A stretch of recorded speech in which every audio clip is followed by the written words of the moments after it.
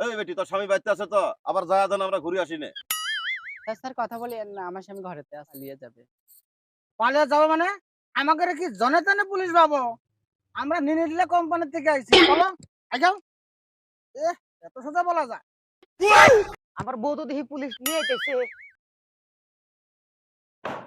বেটা ন বেটা ঈদের মার্কেট কইরা দেন, এই বউ হে বউ আর বউ থেকে পলা। এই সরলে, এই বেটা বাড়ি আছো না?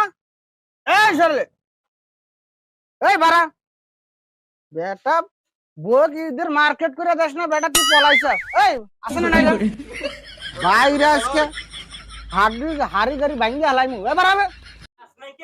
স্যার আমি ঘর খুলবো, আমাকে কোন মাইরেন না। খোল ঘর খোল। এই আয়, তোর বউ তোর নামে কেস করছে, আয়।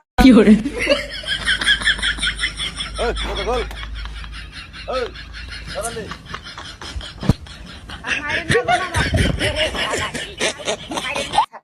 আমার কিসের কেস স্যার? এই তোর বউ যে থানাতে কেস করছে আর তুই বলে ডাং বের করার ঈদের মধ্যে কাপড় চোর কিনে দাস নাই, তোর এত অত্যাচার বউর উপরে, হ্যাঁ?